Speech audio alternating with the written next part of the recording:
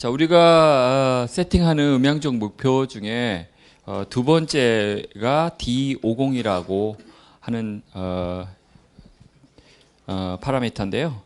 D50은 음성 명료도를 나타내는 지표입니다. 그래서 밑에 식이 있죠. D50 이퀄 뭐 적분 어쩌고 저쩌고 분의 또 적분 어쩌고 저쩌고 있는데, 이게 무슨 뜻이냐면 우리가 실내에 그 잔향 시간을 측정할 때 아까처럼 손으로 측정하는 게 아니라 기계를 이용해서 측정하게 되지 않습니까? 그렇게 해서 측정할 때 뭐가 나오냐면은 지금 그림으로 보시는 것 같은 임펄스 응답이 나옵니다. 지난 시간에 한번 했었었는데, 임펄스 응답이라고 하는 것은 이 방의 진실을 나타내주는, 조금 과장한다면 그런 그래프가 되겠어요. 이게 뭐냐면은 이 순간에 제로라는 순간에 스피커에서 펄스 하나를 준 겁니다. 이렇게 위로 올라갔다 내려오는 펄스 하나 줬는데, 그 펄스를 받고 방에서는 이렇게 꼬리를 쭉 길게 가지게 되는 그런 반응을 보이는 거예요. 즉 입력은 임펄스 하나 줬는데 반응이 이렇게 생겼지 않습니까? 그래서 이게 임펄스 응답입니다. 여기서부터 우리가 얻을 수 있는 것은 첫째, 잔향 시간이 몇 초인지 이 곡선을 이용해서 알 수 있어요. 여기 이 점이 시작점이라고 하면 이렇게 없어지지 않습니까? 이렇게 없어지는데, 이게 에너지로 봤을 때 100만 분의 1로 작아질 때까지 시간을 재면 그게 잔향 시간인데, 이걸 어떻게 눈으로 재고 있냐 이렇게 생각하실 수 있잖아요. 그래서 실제로는 그렇게 지지 않고 요 놈을 갖다가 먼저 제곱을 한 다음에 얘처럼 HT의 제곱이라고 나와 있지 않습니까? 제곱을 해서 이거 밑으로 내려와 있는 이 놈이 이게 음수니까 음수를 전부 양수화시켜서 위로 다 올립니다. 그럼 전부 다 양수가 되겠죠? 그런 다음에 얘에다가 데시벨 값을 데시벨로 바꾸는 거예요. 지금 이거는 그냥 말하자면 음향으로 치면 파스칼, 음압의 단위인데, 이것을 우리가 청취할 때의 느낌이 데시벨이 더 맞기 때문에 데시벨 값으로 이렇게 바꿔주는 건데, 데시벨 값으로 바꿔주면 이 그림이 이렇게 익스포넨셜하게 이렇게 꺼지는 게 아니라 직선으로 이렇게 쭉 바뀝니다. 아까 제가 저기 칠판에다 그렸지 않습니까? 직선. 그것이 바로 음압의 그래프가 아니고 데시벨 그래프였어요. 100에서 40 데시벨 이렇게 떨어졌지 않습니까? 그런 식으로 이 임펄스 응답을 이용해서 잔향 시간을 구할 수 있다라는 거고요. 그거는 이제 약간의 사족이고, 지금 우리가 구하려고 하는 것은 뭐냐면, 임펄스 응답을 자세히 들여다보면 이쪽 축이 시간축이고요. 이쪽 축이 지금 음압 이거거든요. 이거 음압을 받아들여도 어차피 마이크로폰으로 픽업한 거니까 결국은 전기의 전압값이 되겠죠. 어찌됐건 상관은 없습니다. 이 시작점에 비해서 이렇게 감쇄되는 그래프가 보이는데, 우선 우리가 해야 될 것은 0에서부터 50ms라는 그러한 지점을 찾아서 이렇게 수직선을 한번 그어봐요. 그런 다음에 얘를 편을 가릅니다. 왼편, 오른편 갈라가지고 우선 이 앞에 있는 왼편에 있는 놈 있지 않습니까? 그 놈을 전부 적분을 해서 에너지를 구하게 돼요. 이게 에너지를 구하는 겁니다. 이 임펄스 응답 전체 나온 것 중에 요 진한 게 많이 있으니까 꽤 크겠죠? 크기가 큰데 그놈들이 요 부분 모였으면 어느 게 더 커 보입니까? 이거하고 요 놈하고 요거하고 요거하고 왼쪽이 좀 작아 보이네요. 전부 봤을 때 에너지적으로, 그죠? 그래서 얘를 구하고요. 그 다음에 또 뭐 해야 되냐면 이 갈라놓은 거 중에 오른쪽을 구하는 게 아니라 전체를 한번 구해봐요. 전체의 에너지. 그래갖고 이 전체 에너지 분의 이 앞에 있는 놈 50ms 앞에 있는 놈의 에너지, 그걸 구하는 게 D50입니다. 50ms 이내 앞에 거가 앞에 거를 구하는 이유는 50ms 앞에 놈은 우리가 말을 알아듣는 데 있어서 도움을 줘요. 50ms 이내로 들어오는 반사음들은 말을 알아듣는 데 있어서 명료하게 알아듣는 그런 데 오히려 도움을 주는 팩터예요. 반면에 50보다 경계를 넘어선 놈들은 얘네들은 다 나쁜 놈이에요. 얘네들은 없어야 돼요. 알아듣는 데 있어서. 왜냐하면 뒤에 나오는 꼬리가 음이 끝났는데도 불구하고 계속 꼬리를 가지고 방해를 하기 때문에 이 뒤에 50ms 이후에 뒤에 오는 놈들은 방해음이라고 보시면 돼요. 전체 에너지 중에 음을 알아듣는데 도움이 되는 놈, 이 놈을 퍼센티지를 구하면 이게 D50이 됩니다. D50이 지금 보니까 50보다 큽니까? 작습니까? 작아 보이죠? 네, 전체 중에 요만큼이니까 작아 보이잖아요. 그럼 얘는 50%보다 작은 거예요. 한 30%? 전체 봤을 때 한 30% 될라나? 그래서 이런 식으로 구하게 되고 D50 값이 진짜로 50%보다 이하로 떨어지면 잘 안 들립니다.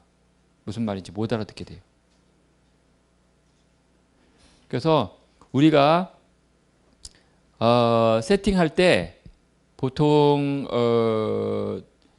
이 값을 그러면은 몇으로 하자라는 걸 하는데 이 부분에 대해서 굉장히 좀 조심스럽습니다. 왜냐하면 지금 말 뱉으면 지켜줘야 되잖아요. 그죠? 그러니까 그러면 마음 같아서는 좀 불안하면 좀 50 이하로 50 이상으로 할까? 그러면 그래도 괜찮은데 60, 70으로 해주세요. 그러면은 그러면 뒷꼬리를 다 없애달라는 얘기거든요. 이렇게 그러면 뒷꼬리 없으면 여기만 다 되니까 명료도가 훨씬 좋아지는 거거든요. 즉 무슨 얘기냐면 잔향 시간 짧게 만드는 거랑 얘랑 일맥상통하게 되죠. 그러죠? RT하고 관계가 있는 것입니다. 분명히. 그래서 어찌됐건 보통 세팅할 때는 웬만한 콘서트홀 이런 쪽에서는 뭐 50% 이 정도에서 그냥 가고 55% 이 정도면 잘 들리는 그 정도가 되겠어요. 자, 그래서 D50이 그런 음성 명료도라는 거를 말씀드렸고, 그 다음에 LF 이것은 모든 공연장 설계 시에 사용되는 파라미터는 아니고요. 클래식 연주하는 공연장 있잖아요. 클래식 전용 공연장. 그때만 얘를 쓰는 겁니다. LF. 다른 데서 예를 들어서 이런 강연장이라든가 아니면은 무슨 락 공연장이라든가 뭐 그런 데다가 LF 쓰면은 이건 말이 안 돼요. LF는 클래식 공연장에만 쓴다고 꼭 알아두시기 바라겠습니다. LF는 뭐냐? 음파가 여러분 귀에 도달하는 동안에 어떤 양식으로 도달하는가를 말해주는 건데요. 지금 스피커 나가는 거 보면 이렇게 직접 음이 여러분 귀로 가고 있죠? 그 다음에 또 어디로 가나요? 천장을 치고 가죠? 그 다음에 이쪽 벽을 치고 가고 있고 저쪽 벽을 치고 가고 있고 그 다음엔 저 뒤에 갔다 오고 반사음이 많이 있겠죠? 그러면 내 입장에서 보면 방향을 한번 보세요. 직접 음은 내 앞쪽으로 이렇게 오고 있잖아요. 그런데 벽을 치고 오는 놈은 옆에서 오고 있죠? 분명히. 그죠? 천장은 위로 오고 있잖아요. 그래서 이런 여러 가지 반사음들 중에서 옆에서 오는 놈이 이 귀, 저기 그림을 제가 이렇게 옆으로 돌려놨는데 양지향성 마이크는 지향성이 앞으로도 음이 잘 들어가고 뒤로도 잘 들어가는 마이크인데 그런 마이크를 예를 들어서 옆으로 놓으면 이쪽으로 들어가는 것도 감도가 좋고 이쪽으로 들어가는 것도 감도가 좋잖아요. 그래서 그런 이렇게 생긴 마이크로폰, 지향성이 이렇게 생긴 마이크로폰을 이용해서 한번 임펄스 응답을 찾아보면 이거 비슷한 게 나오는데 얘하고 좀 다른 게 나와요. 또 하나는 무지향성 마이크로폰으로 이번에 측정해 보면 이번에 새로운 뭐 이런 임펄스 응답이 나오겠죠. 그래서 보면은 무지향성 마이크로폰으로 측정을 하면 어떻게 돼요? 전 방향에서 들어오는 놈이 다 픽업이 되니까 에너지가 많겠죠. 그죠? 그다음에 양지향성으로 측정한 걸 보면 위에서 오는 놈, 밑에서 오거나 가운데서 오는 놈 싹 빠져버리잖아요. 사이드에서만 오는 게 픽업이 되지 않습니까? 그러니까 얘가 어느 게 크겠어요? 얘가 크겠어요? 밑에 게 크겠어요? 밑에 게 크겠죠? 그죠? 그래서 여기다가 이렇게 짝대기를 그으시면 돼요. 이거 분의 이거. 무지향성 분의 양지향성. 그렇게 해서 구해가지고 얘가 완전히 모든 에너지가 양쪽으로 들어온다가 1이고요. 그거보다 얘가 적게 들어오면 1보다 작은 수가 나오겠죠. 그래서 우리가 타겟으로 이 측면 반사음 비율을 숫자로 딱 지정을 해주고 가는데 보통은 0.3, 즉 30% 정도는 사이드에서 들어와야 클래식 공연장에 적합하다 이렇게 할 수 있습니다. 30% 넘어가면 더 좋은데 그렇게 만들기가 쉽지 않아요. 천장이 있기 때문에. 보통은 해보면 20%, 잘못 만들면 10% 내외에서 왔다 갔다 그러는 경우도 있어요. 그러면은 걔는 음이 아름답지가 않고 앞에서 오는 것 같이 들려요. 30% 정도 되면은 옆에서 음이 막 들어오기 때문에 굉장히 음이 블렌딩이 되고, 그러니까 입체감이 살아나면서 직접 들어보셔야 되는데 두 가지 케이스를 아까 그 가변 공연장 있지 않습니까? 그 커튼을 올리고 내리고 해보면 바로 티가 확 나거든요. 그래서 똑같은 연주를 해보면 너무너무 다른 걸 느끼실 수 있어요. 그래서 요 LF라는 거 그거가 매우 중요한 파라미터다라는 거고요. 여기 보시면 좀 뭐가 잘못됐죠? 요 DT가 빠졌네. DT가 둘 다 빠졌네요. 그래서 얘는 LF를 구하는 데 있어서 전부 다 구하면은 뭐 뒤에 있는 꼬리는 사실은 별로 우리 귀의 방향성에 영향이 없으니까 뒤에 오는 잔향 아까 그 다른 나라에서 설계했던 오픈데이 이렇게 잔향금 나기 위해서 문 달았던 데 있다고 그랬잖아요. 그런 거는 우리 그 측방향 음향 공급에 별로 도움이 안 되기 때문에 그 뒤에 있는 꼬리 다 잘라버리고 80mm 요 근처죠. 요 근처의 임펄스 응답에서만 생각을 하자라고 한 게 요 데피니션이에요. 요 정의라고요. 그래서 80mm 내에서의 전체 에너지 중에 양방향성 마이크로폰, 팔자라고 썼잖아요. P8, 8이라는 게 요 P, T 코사인 파이 어찌고 된 게 이 양방향성 마이크를 얘기하는 겁니다. 그래서 양방향성 마이크로폰으로 측정한 놈의 5mm에서 50mm 아니고 5mm에서 80mm까지 이렇게 해서 정의를 했어요. 되게 이상하죠? 정의가. 그러지 않습니까? 여기서 이건 또 0이 아니고 5인 이유가 뭘까요? 5인 이유가 뭘까? 저거는요.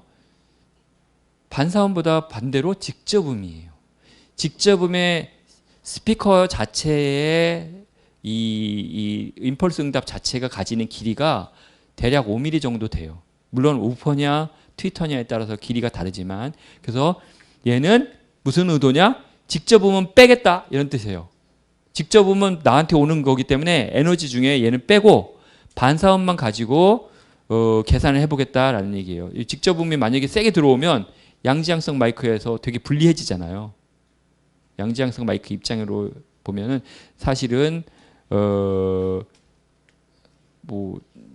이걸 넣어도 사실은 양지향성 마이크에 이게 지향성만 이 직접음 가는 쪽으로 하면 이게 저절로 쏙 빠지긴 하지만 얘가 혹시 각도라도 조금 틀었을까봐 아예 빼버리자라는 의도에서 이 식을 만든 처음 이 식을 주창한 이런 이 학자가 이렇게 주장을 했고요. 제 생각에는 이런 것도 80이 뭐 근거 있어? 라고 하고 이걸 100으로 바꾸면서 나는 이걸 10으로 하겠다 그러면 또 새로운 주창자가 될 수도 있죠. 뭔가 근거가 있고 말이 된다면. 그죠? 그래서 어찌됐건 이건 뭐 약간의 농담성의 얘기고요.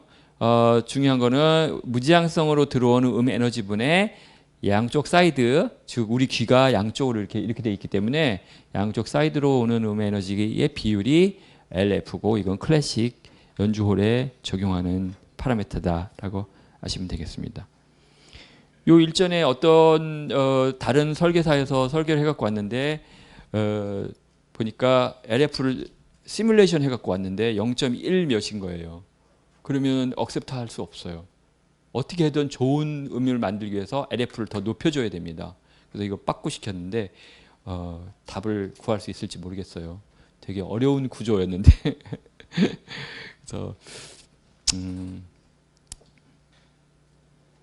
그 다음에 음향 쪽 목표 다음 걸로 보면은 이제 D50하고 매우 유사한 역할을 하는 STI라는 거 있습니다. STI. 얘는 Speech Transmission Index 이런 거의 약자인데요. Speech Transmission Index, 음성 전달 지수. 그 여러 가지 파라미터 중에 ISO하고 IEC에서 스탠다드로 만들어 놓은 게 있는데요. 아까 그런 RT나 D50, C80 이런 것들은 ISO에서 국제 표준 기구죠. International Standardization Organization 뭐 이런 거 있잖아요. 거기서 만든 기준이고요. 넘버는 3382, ISO 3382라는 그런 기준에 의해서 이런 파라미터들이 만들어졌고 이런 파라미터 외에 STI라는 파라미터는 IEC에서 정의를 하고 있어요. 얘는 전기기술협회인가 뭐 그런 거 있지 않습니까? International Electrotechnical Committee, 그죠? 그래서 IEC에서 60268-16을 돈 내고 사서 보시면 이거에 대해서 엄청 식이 막 나오면서 복잡한데 이게 무슨 말 하는 거냐 이렇게 아마 그러실 거예요. 아마 보면. 근데 이게 뭐냐면 결국은 스피치가 여러분한테 어떻게 전달되느냐라는 거잖아요. 그거를 아까 D50은 임펄스 응답을 단순하게 잘라가지고 몇 분의 몇 이렇게 나눴잖아요. 조금 너무 단순해 있다 이거죠. 요거. 이거하고 스피치하고 무슨 관계가 있을까라고 거기선 생각을 해서 야 이렇게 할 게 아니라 진짜 스피치처럼 시그널을 만들자. 그렇게 한 거예요.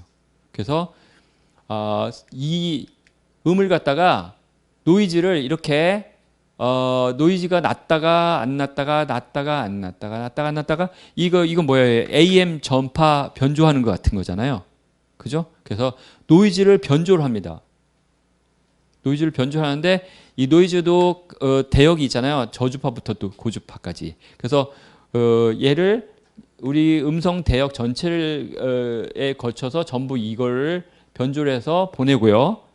변조를 할 때 이 F분의 1이라고 한 게 뭐예요? F분의 1, 주파수분의 1. 이건 주기가 되겠죠? 예? 음성의 주기. 이건 주기를 T라고 쓰지 왜 F분의 1 썼을까 모르겠는데 T, 주기가 있죠? 지금 무슨 얘기냐면 말하는 100Hz의 주파수는 100분의 1이잖아요. 주기가. 그죠? 그 얘기가 아니고요. 음성에서의 말할 때의 주기. 제가 말하는데 1초에 몇 번 합니까? 1초 째깍 할 때. 제가 지금 몇 번 합니까? 한 5번 하나요? 1초에? 그럼 5Hz예요. 이거가. 말하는 주기라는 거예요. 근데 어떤 사람은 뭐 요새 랩하는 친구들 막 이러잖아요. 그런 애들은 이게 엄청 가까이 붙어 있어요. 이렇게. 그런가 하면 저처럼 이렇게 얘기할 수도 있잖아요.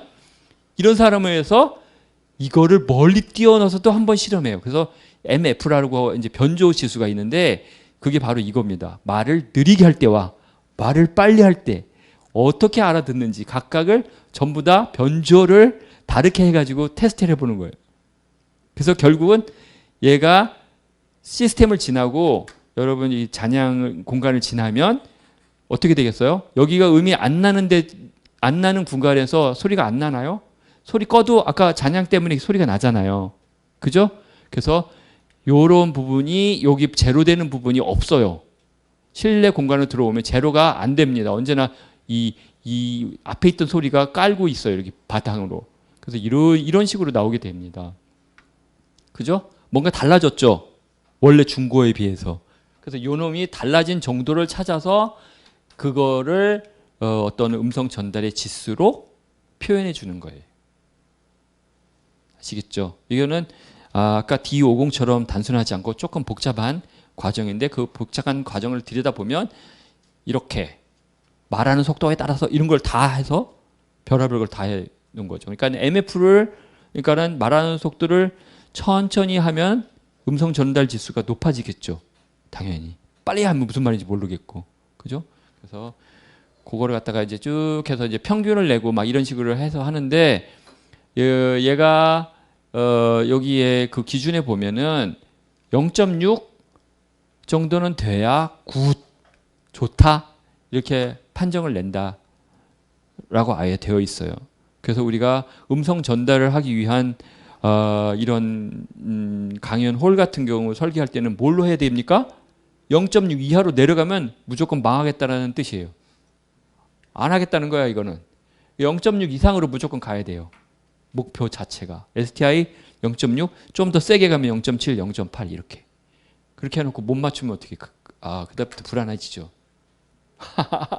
그래서 그래도 0.6 정도 되면 여기도 측정해 볼 수 있겠죠. STI 이렇게 쏴가지고 측정하면 바로 STI 값이 나오는데 어찌됐건 0.75 넘으면 아주 잘 되는 엑셀렌트 공간이고 이거는 보나마나 잔향 시간도 짧고 또 잔향 시간의 문제만이 아니에요. 스피커가 지금처럼 두 개가 있지 않습니까? 그러면 명료도가 떨어져요. 이건 음악용이에요. 지금 셋업은. 스피커 두 개 중에 하나는 제 목소리가 들어있지 않습니까? 나머지 하나는 보조가 아니고요. 얘는 방해예요. 그죠? 저는 그렇게 들려요. 지금. 되게 울려 들리고 좀 이상해요. 그래서 STI 구할 때는 어찌됐건 스피커 하나씩 구하지 않고 전체 시스템으로 구하게 되면 메인 스피커가 포지티브 역할, 나머지 서브들은 전부 다 방해음이에요. 방해음이니까 걔를 방해되지 않도록 명료도 올리는 쪽으로 그때부터 조작을 잘해야 됩니다. 우리 DSP에서.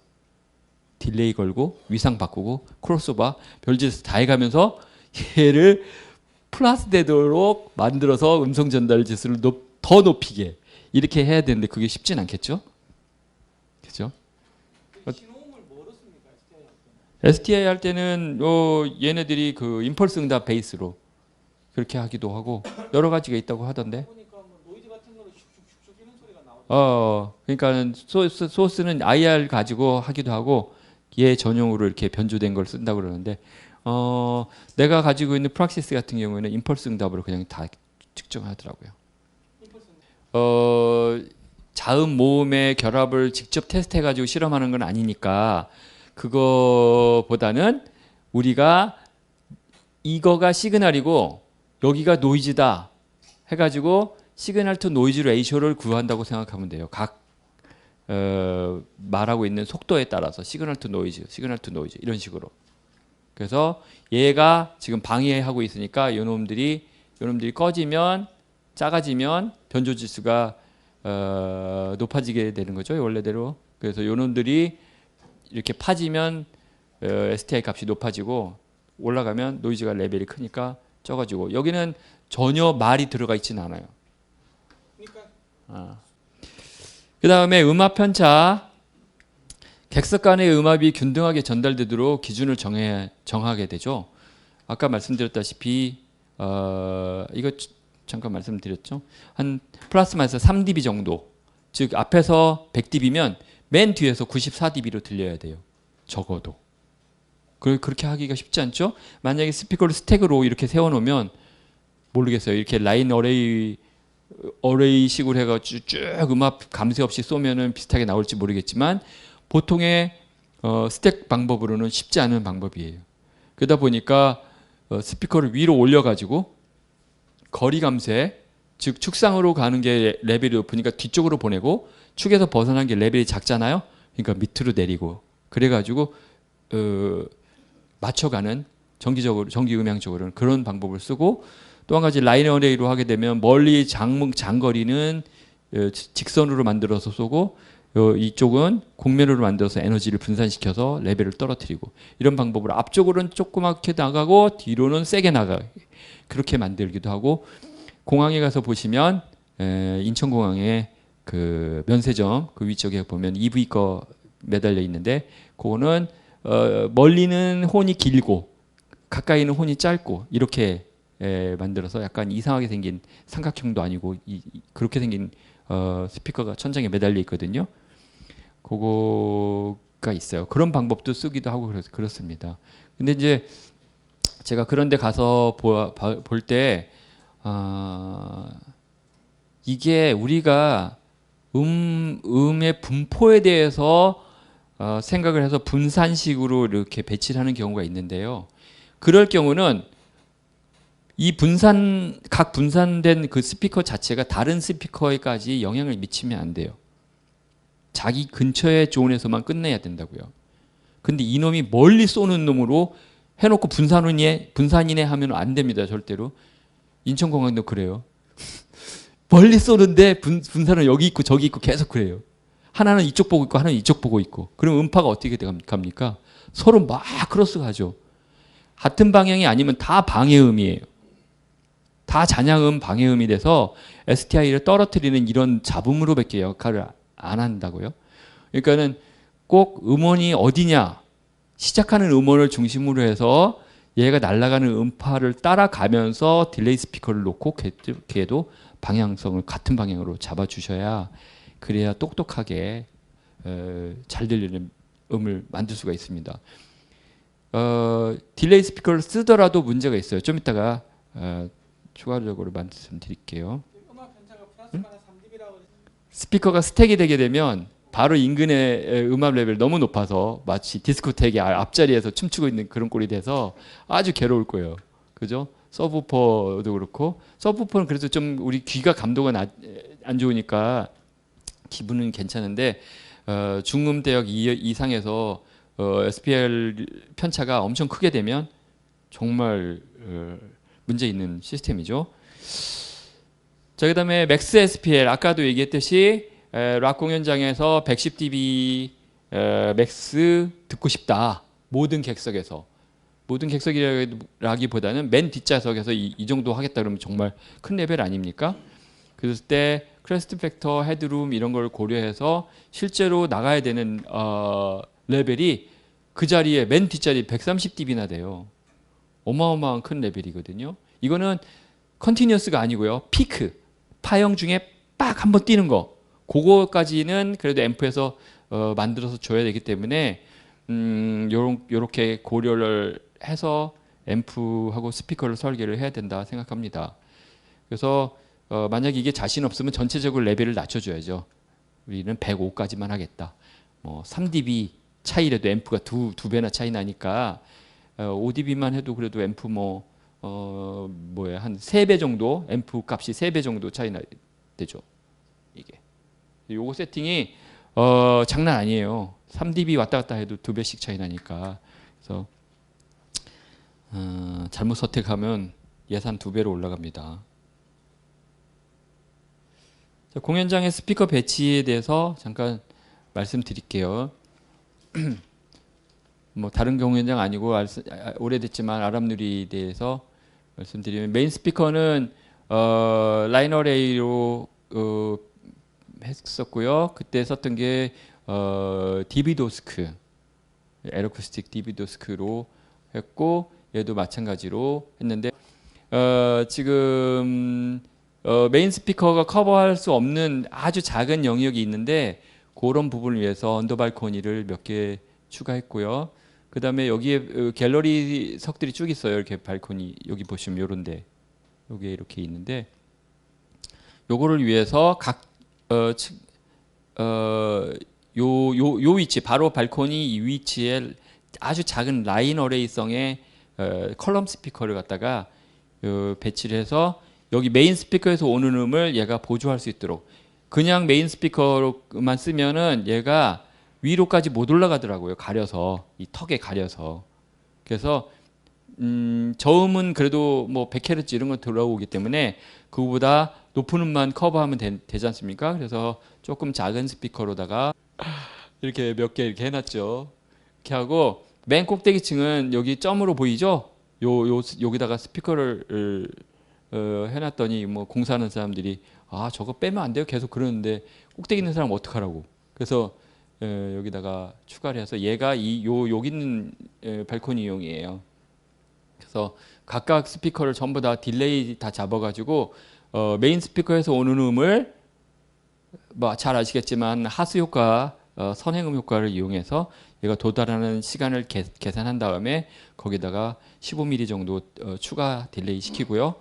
그 다음에 여기서 각각의 스피커에서 저음이 나오면 오히려 저음은 어떻습니까? 여기서 저음이 나오면 저음은 온통 사방팔방으로 날아가잖아요. 음파는 이쪽으로 계속 가야 되는데 얘는 저음까지 나오면 이 뒤로도 가거든요. 그럼 밑에 있는 사람이 방해가 되니까 얘는 고음만 발생시키도록 인위적으로 크로스오버해서 잘라줘야 되겠죠. 여기 발코니도 마찬가지고 그래서 저역 때까지는 하고 특히 이쪽에서 저음이 나오면 안 됩니다. 왜 그러냐면 요 밑에 있는 부분이 이쪽으로 오는 음하고 얘하고 섞여가지고 클리어한 음에서 좀 벗어나게 되기 때문에 얘는 가급적이면 앞쪽으로만 나갈 수 있게 작은 스피커면서 어떤 한 방향으로만 나갈 수 있는 그런 스피커가 적합하다 생각합니다. 자 이제 수년간에 걸쳐서 일을 해오면서 제가 생각했던 그런 내용을 한번 적어봤어요. 건축 음향 설계의 포인트. 일단 실의 목적에 적합한 잔향 시간을 맞춰줘야 되죠.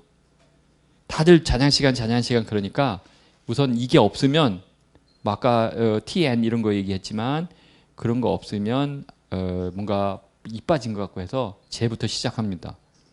그래서 잔향 시간 일단 목표가 있고 그걸 맞춰줄 수 있도록 흡음 설계를 하는데 우선 객석이 먼저 얘는 빠질 수 없으니까 걔를 먼저 다 집어넣고요. 그다음에 나머지를 갖다가 그러면 어디서 해줄 건가 좀 이제 생각을 하게 되는 거죠. 그다음에 스피커 지향 각도를 검토해서 문제가 있으면 안 되잖아요. 그래서 멀리 갔다 오는 에코 같은 거, 그러니까 레이트 리플렉션이라고 하는데 멀리 갔다 오는 반사음, 그다음에 진짜로 갔다 와가지고 에코로 나타내는 거, 그다음에 갔다 와가지고 에코뿐만 아니라 다시 무대로 와가지고 다시 마이크로폰으로 들어가는 하울링, 이런 패스가 있나 없나를 다 체크해야죠. 특히 발코니를 잘 보셔야 됩니다. 발코니가 이게 아주 애물단지죠. 각도를 잘 하셔야 되고 그 다음에 각도를 할 때도 이게 여러 가지가 있죠. 반사시키면서 엉뚱한 데로 보내는 방법, 확산을 시키는 방법, 흡음하는 방법. 그러면 그 중에 뭘 쓸 건가? 그걸 한번 생각을 해봐야 되는데, 자 여기가 멀티퍼포스 홀이다, 다목적 홀이다. 그러면 흡음하면 안 되죠. 왜냐면 걔가 그 아래에 있는 관객들한테 임장감을 줄 수 있는 후면 반사음을 공급할 수 있는 곳이기 때문에 얘를 없애버리면 안 되고 잘 이용해야 됩니다. 교과서에 보면 콘서트 홀이라도 뒷벽을 흡음하라고 돼 있어요. 그건 틀린 거예요. 교과서도 믿지 마세요. 그래서 지금은 그 얘기가 아니에요. 그 아주 1950년대 교과서를 들고 와가지고 책이 이렇게 됐는데 왜 이렇게 된 거예요? 자꾸 물어보면 아주 괴로우면서 짜증이 나죠. 그러니까는 뒷면에서 아까 얘기했잖아요. 뒷면에서 확산된 음이 들어왔을 때 굉장히 내가 그 홀에 있구나라는 안심 이런 느낌이 있기 때문에 발코니 뒤쪽 발코니 언더 발코니 뒤쪽에 있는 것까지도 흡음하지 마시고 확산을 시켜주는 게 좋은데요. 만약에 거기에 스피커에서 직접 음을 때린다. 그럴 경우에 확산으로 해서 다시 손쪽 즉 아니면 무대 쪽으로 가지 않도록 조심해야 됩니다.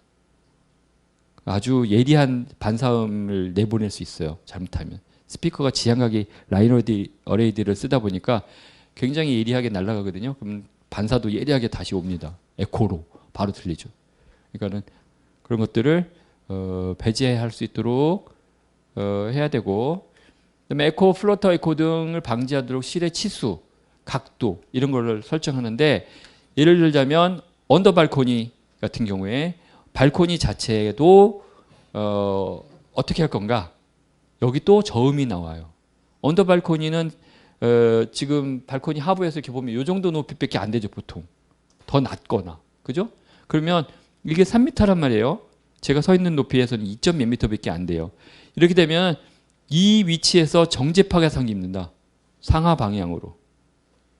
그러니까 어느 일정 주파수에서 여기는 레벨이 크고 여기는 작고 여기는 크고 이런 이상한 현상을 발생시키기 때문에 상하 방향의 정제파를 없애는 그런 판때기로다가 마감하는 게 오히려 좋아요. 여기를 흡음을 다 해버리면 그러지 않아도 발코니가 좁아서 반사가 없는데 되게 답답한 공간이 돼버리죠. 그냥 생소리로 듣는 콘서트홀의 경우에 말씀드리는 겁니다. 만약에 정제파 안 생기려면 서로 마주보게 안 하게끔 하면 되는 거잖아요. 마주보기 안 해. 마주볼 수밖에 없는데 그러면 천장 각도를 그렇죠. 천장을 그래서 이렇게 각을 틀거나 반대로 이렇게 꺾거나 별 그렇게 많이 하죠. 근데 하여간 바닥 평평한 거하고 얘하고 같은 이렇게 평평하게 돼 있으면 문제가 좀 있어요. 그래서 그런 부분은 설계할 때 잘 감안해야 되고 특히 교회에서는 신도수를 많이 넣기 위해서 보통 행사장도 마침 그런데 발코니를 깊숙하게 하죠. 쭉 깊게. 그래서 딱 십자가하고 목사님만 보이고 위쪽은 안 보이는 거예요. 딱 들어가서 보면. 앉아서 딱 보면. 라인이 쭉 있는데 발코니 라인이 거기까지만 보이는데 그럼 뭐예요? 어떤 경우는 스피커를 위에다 건 게 여기 보이지도 않아요. 더 위에 있어서. 그죠? 저 뒤쪽에서 와서 보면. 그러면 언더 발코니로 다 메인 스피커 음까지 다 줘야 되기 때문에 그건 조금 안 좋은 설계인데 음향적으로는 안 좋지만 스페이스면 경제적으로는 오히려 좋기 때문에 거기 부분에 생기지 않도록 각도를 틀거나 각도가 좌우로 된 각도를 틀거나 아니면 이게 갔다가 뭐 발코니를 치고 언더 발코니 상부를 치고 온다든가 이런 경우에 다 패스를 생각해서 다 각도를 뭐 1도, 2도, 3도 이런 걸 조금이라도 다 조절하죠. 그냥 두지는 않죠. 후면 각도도 다 수정해요. 일부는 어떤 경우에는 띠로 전체를 안 하고 띠로 일부만 이렇게 흡음하기도 해요. 꼭 필요한데 거기에 진짜 에코가 생기는 곳이다 그러면 띠로만 딱 해도 거기는 에코가 안 생기거든요. 흡음재를. 그러니까 여러 가지 방법이 있어요. 그다음에 용도에 따라서 초기 반사음 도달 시간, 도달 각도, 도달 레벨을 설정한다. 이거는 이제 초기 반사음을 사용하는 곳, 특히 콘서트홀, 클래식 콘서트홀의 초기 반사음을 굉장히 유용하게 사용하는데 그때 들어오는 각도가 매우 중요하죠. 그리고 도달 시간도 매우 중요합니다. 도달 시간은 50ms 직접음보다 50ms 이후에 들어오면 완전히 에코로 들려버리잖아요. 그건 당연히 그거보다 짧아야 되고요. 그거가 50mm 이내로 이때 보통 대략 20에서 30ms 이내로 들어오면 공간감도 좋고, 음색도 괜찮고 그렇습니다. 그래서 그렇게 하면서 또 도달 각도가 첫 번째 오는 놈이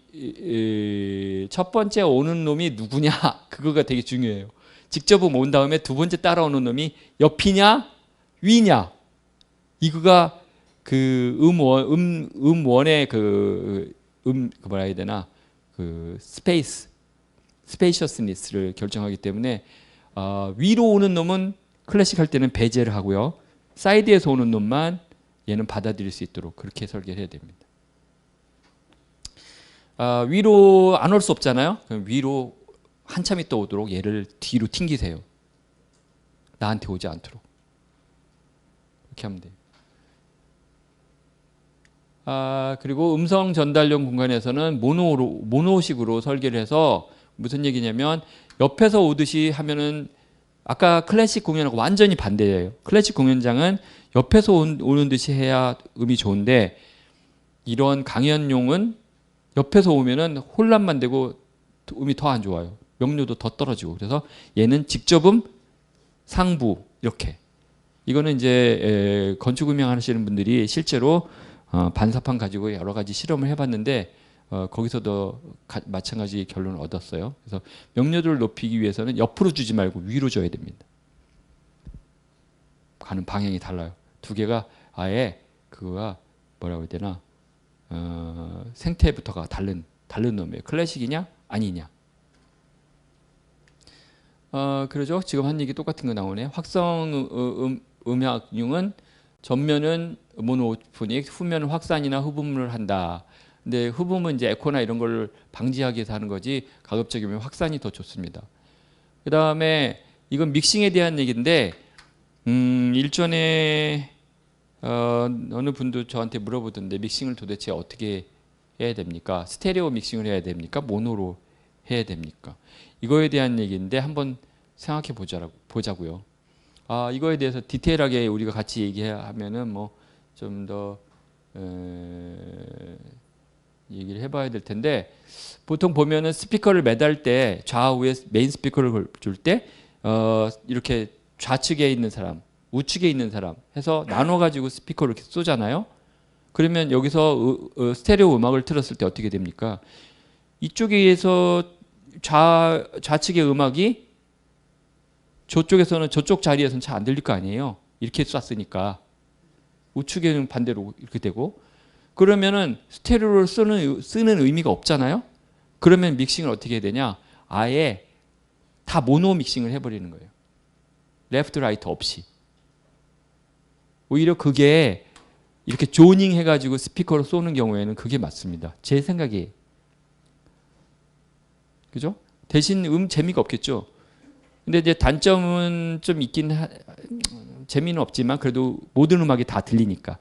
근데 스테레오 믹싱을 해가지고 좌일로 우위로 하면은 여기 좌측에 있는 것만 되게 들리고 오른쪽에도 음악이 있는데 얘는 쬐끄맣게 들리고 그러면 밸런스가 안 맞잖아요. 그러니까 아예 포기하고 모노로 다 하자 이 얘기고요. 그 다음에 스테레오 믹싱을 하는 경우는 뭐냐면 얘를 좌우로 트는 경우에요. 스피커를 이렇게. 근데 이때 조심해야 될 것은 에코의 가능성이 있습니다. 이게 좌측에 있는 스피커를 틀어서 우측으로 보내다 보니까 여기 온 음하고 여기서 가는 음하고 시간차가 엄청 나잖아요. 큰 공연장 같은 경우에 그때 17m 이상 예를 들어서 거리가 나면 완전 에코로 들려요. 그러니까 그거는 아예 포기해야 돼요. 만약 그렇게 해서 음을 완전히 망칠 것 같으면 포기하고 아예 아주 크지 않은 작은 공연장에서는 에코 만들 일이 없으니까 틀어서 적절하게 한 다음에 스테레오 믹싱을 하시면 돼요. 근데 스테레오 믹싱을 할 때는 그래도 문제가 있는 거는 센터에 있는 음원을 줄 때 좌우를 패닝을 센터로 두고 갖다 주면은 전혀 센터가 아니죠. 실제로 들리는 거는 이쪽에 몰린 건 다 여기 있고 쟤는 저기 있고 어차피 센터의 음상은 가운데 있는 한 줄만 딱 듣는 거니까 별로 의미는 없고요. 그래서 그거는 센터 스피커가 반드시 있어야 됩니다. 스테레오 믹싱 할 때는. 그죠? 그래서 제대로 여기서 음상을 주고 좌우에서 스테레오를 주는데 그럼에도 불구하고 음상이 보통 홈오디오에서 듣듯이 레프트 센터, 라이트 센터, 라이트 이렇게 음상을 안 맺혀요. 절대로 맺힐 수가 없어요. 왜냐하면 너무 커서 그래요. 너무 커서 조금만 시프트 돼도 완전히 음상이 슉슉. 그러니까 음이 여기냐 이렇게 되지 음이 중간 어디에 이게 잡히는 게 잘 안 돼요. 믹싱이 그렇게 쉽지 않은 거죠. 그럼 정기 음향 설계의 포인트. 자, 부산에 어느 교회를 갔더니 천장이 다 스피커예요. 혹시 아세요? 말해보고 싶은데 얘기하기 그러네. 천장이 다 스피커, 천장 자체가 음원이야. 그런 데가 있더라고요. 그러니까 아마 좀 영업이 잘 들어가지 않았나 싶은데 좀 의아했어요 저는. 그래서 제일 좋은 거는 음원 위치에 실제 음원이죠. 그 위치에 가장 적은 수의 스피커를 이용해서 무대 공연 내지는 무대의 연설을 확성할 수 있도록 해야 합니다. 왜냐하면 내가 말하고 있는데 소리는 엉뚱한 데서 나오게 된다면 굉장히 혼란스러운 거거든요. 사실 좋은 건 아니잖아요. 그러니까 내가 말하면 사실 스피커가 저 머리에 있던가 내 앞에 있어야죠. 이렇게 그렇게 해야 정상인데 그게 아니고 스피커를 저 옆에가 잘 안 들리니까 저렇게 사이드에서 주고 저렇게 하면은 안 되는 거죠. 무대 공연을 학습할 때 그래서 작은 수를 써야 된다. 이런 부분에 있어서는 사실 업체 입장에서는 영업의 정반대의 입장을 제가 지금 얘기하고 있는 거라서 조금 조심스럽긴 하고 한데 뭐 저는 이게 맞다고 생각하니까. 그다음에 보조 스피커를 사용할 경우 메인 스피커의 음파 전달을 고려하여서 동일 경로로 전파할 수 있도록 해야 한다. 아까 그 아람누리 설계할 때 얘기한 것처럼 음파가 가서 다음 스피커를 지날 때 지나고 나서 조금 있다가 그 조그만 스피커가 소리를 내기 시작하는 거죠. 그런 식으로 딜레이 스피커의 타이밍을 잡아줘야 되고 이 존을 위해서 나는 방향을 딴 데를 보겠다 이러면 절대 안 되는 거예요. 방향 자체를 딴 데로 보면 안 되고 가는 방향으로 계속 보내줘야 넓은 면적의 영역에 걸쳐서 명료도가 좋은 소리를 달성할 수 있습니다. 그래서 뒤에 딜레이 스피커는 없으면 좋겠지만 예를 들어서 뭐 발코니로 가려 있다든가 이런 걸 때는 메인 스피커에서 큐를 주고 그다음에 딜레이 스피커를 이용해서 보조음을 준다. 뭐 튜닝 잘 해야 되겠죠. 물론 딜레이를 줘야 되기 때문에 디지털 시그널 프로세서가 들어가야 되고요. 그다음에 딜레이 스피커의 경우에도 큰 스피커를 쓰면 안 되는 거예요.